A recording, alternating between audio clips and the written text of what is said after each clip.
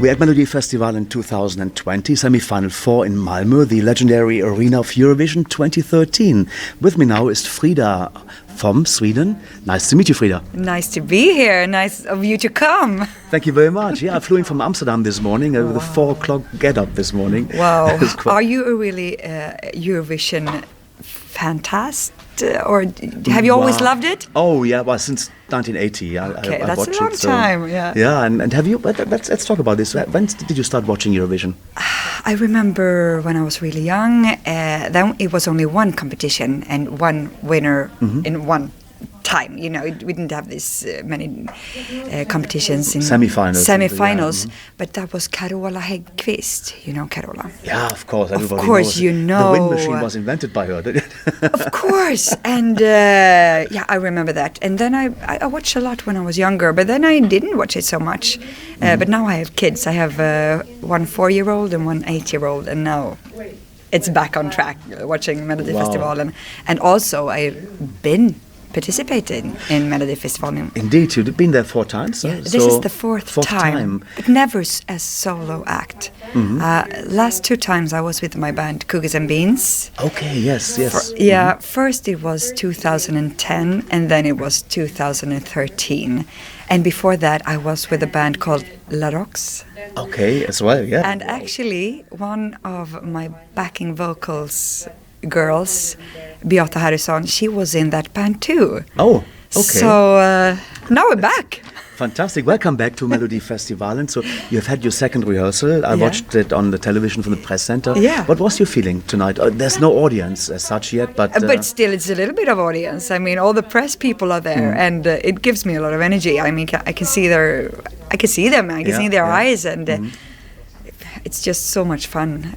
I wrote this song almost more than a year ago, and when I wrote this with Hampus and Niklas, we didn't have a thought of going to Melodifestivalen. Or if you would have asked me 1 year ago, I would never have said I'm going to do Melodifestivalen again. But when we wrote it, we really felt something in the room. We wrote a spark. We had a moment, and the song became this song almost in 1 or 2 days. So it was a really fast creative process. And I don't know if you know, but I've been in so many different constellations. I've done my solo act, which was called Öhrn as my last name. Eagle in English it means Eagle. Okay. Öhrn in Swedish means eagle. Ah, okay. So I'm Frida Eagle. So Frida Eagle. Yeah. Fabulous. So I've been doing a lot of solo things the last couple of years, and also I've been playing with my band Cookies and Beans. But this song, I didn't know where I would do with it. It was in my computer, and I was listening to it, and I loved it so much. But I was just, okay, where would I go with this song? Yeah. And I was going on tour this summer with Peter Jöback. I was his sidekick and singing with him a lot. Do you know Peter Jöback? Yes. He was also in the Melodifestivalen, yeah. And we were talking a lot about live, you know, you really get to know each other on tours. And we were listening to a lot of music that we've been doing during the years. And I was showing him this song, and he was just, Frida, you have to do Melodifestivalen with this song. Send it in. Do it now. It's going to be great. And I was just, wow. So he actually planted that seed in a way. And I thought about it more and more, and was, wow, maybe I should do it again and do it solo. How would that be? And the feeling was, after a while, wow, I want to sing those words. I want to sing those words for big audience, because it's like the song is like a big hug or like a love explosion in one way. It's We Are One. It's We Are One. We Are One. And for me, it meant like really have the. When I wrote it, I had this thought in my head that what if we could talk to each other with open minds and open hearts? What if we could just understand that we are so much alike, all of us?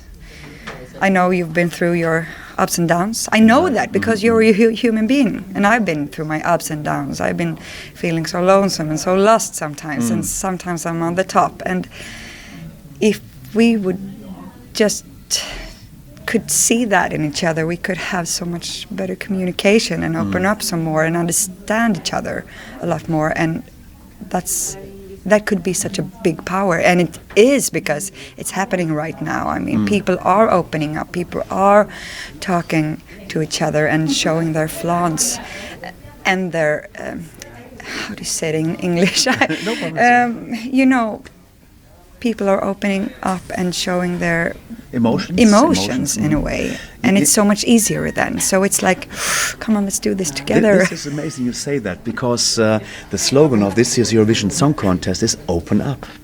Is it? I didn't know. Yes. And when we wrote it, we didn't have a thought of Melodifestivalen and Eurovision, but when I thought about the words and the message, and also the message is also, I mean, the first lyric that I sing is, my mother always told me, you better stick to your own story. Yeah. Be the writer, be the voice in your own movie. And those are words that's been helping me a lot, because sometimes you lose track, and sometimes you stop listening to that inner voice, and sometimes you listen to this devil on your shoulder that tells you can't do that, and you have to just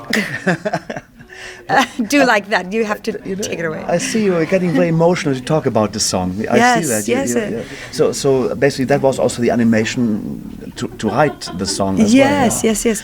So it felt like, okay, if I get the opportunity to sing these words and sing these tunes that I've been writing with my guitar more than a year ago, why shouldn't I take that chance? It would be wonderful to do this again, like go on this big stage. Wonderful it's like a wonderful party, and in the end of the party it's my turn to stand in the middle of the dance crew and do my twerking moves or whatever, it feels like it's a big party or it's a big carnival, and it's so much fun.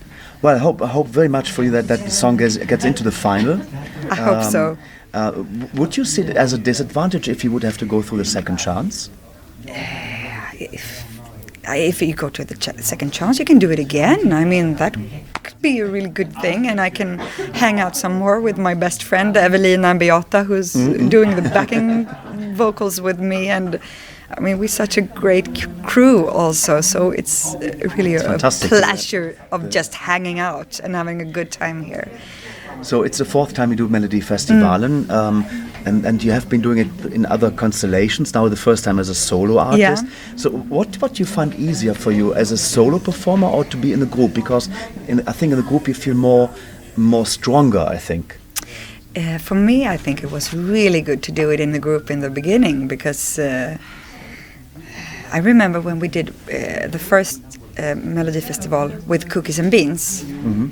We've been a band for a long time, and we've been touring Sweden and Scandinavia around and around. So we had our audience, but we hadn't done so much TV. So we were a bit nervous and like, oh my God, it's such a big stage. And it felt, I remember we said, it feels like we're being in space, because if you're in such a big stage and you can't see the audience, and you only see the lights and you see the cameras coming to you, and so we were very overwhelmed, but in that time it was so much fun and so relaxing for us to have each other. Linda and Charlotte, it's the other girls in Cookies and Beans, so we really like, okay, let's focus, this is about music in the end, and this is about us communicating with our music to the audience. So wow, it's very good. Well, also what I read about you is that you did a song called Olora,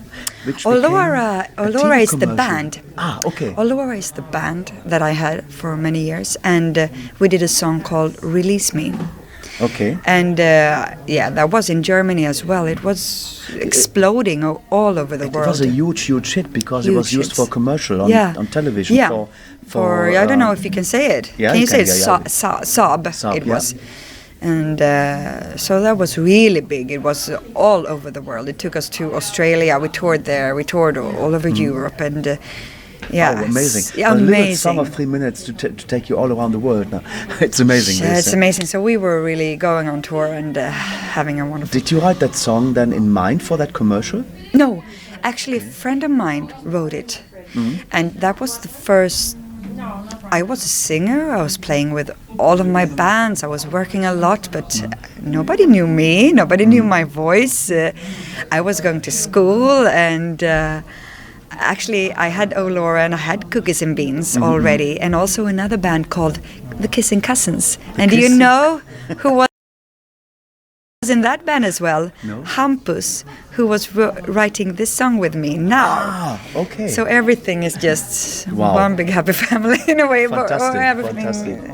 is together. Yeah. But it doesn't stop there, because you also have your own record label. Yes, eagle brain. So- you need to have a brain and you need to be like an eagle. You still have that? Yeah, or- I have it. okay. I have it still. I decided we had been working with Cookies and Beans, my band, for many years. 17 years we've been a band, and we've been touring a lot and doing a lot of music, and we did a lot of alternative country music, which I love, but also I have had so much more music in me that had to come out in a way. So, and also the other girls wanted to do a little bit of different things. So we decided to take a break, and then I started to write music. Work like hell. Work like hell, and really, I was really, because I hadn't written so much in a couple of years. I was really hard on myself. Like, it was hard writing because I was always Challenging yourself as well. I think. Yeah. So I decided really, okay, stop being negative, put those thoughts away, do this because you want to do it. Yeah. And also I had 2 kids. I was just, what am I waiting for? Just do it. And it was such a relief to do it. And I started my own record company. I've been working as a singer for 20 years, but I wanted just to have it all. Spread positivity with it. Yeah, and have the control and have the knowledge about all the parts in music business and knowing where I want to go. So that was also a part of this journey, which is still a journey. You always travel in music and the creative process. So I started my record company and I started the solo project called Öhrn. Okay. And that was electronical. I had never played electronic music, only acoustic. I play guitar, I play harmonica, but now I just flew into those electronical sounds, and I always loved Massive Attack, Eurythmics, Björk, you know, so I was just being like you fall in love with new music. I felt like I was 15 again doing music. Okay. So that, yeah. Well, that's amazing. You've been doing a lot of material now. Yeah. And it's really fun to chat with you on your experience. And probably you're one of the most experienced singers in this Melodifestivalen. No, Nanne Grönvall. She's going way back, yeah. Yeah. You're opening up the contest this weekend. And how do you feel about to be the number one in the show like that? I love it.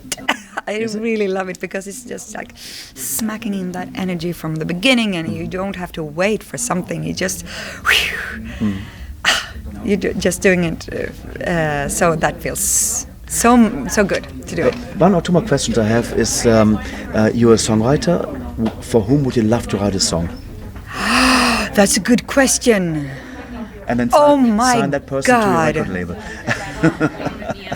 I would love to write music to new artists that have these unique personal qualities. There's so many good new upcomers there. But also, I mean, writing a song to Joni Mitchell. But I would also die doing this because she's one of my... If Ella Fitzgerald would be alive, doing a jazz tune with her. Wow. David Bowie.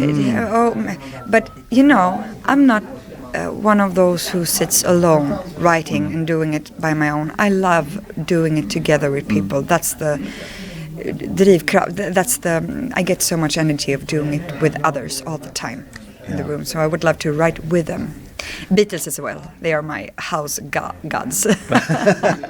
Frida, thank you very much. All the best of luck for your entry in Melodifestivalen this year, 2020. It is We Are One. Frida is song number 1. Thank you so much. Tusen Dank and Luca Till. Dankeschön. Wow.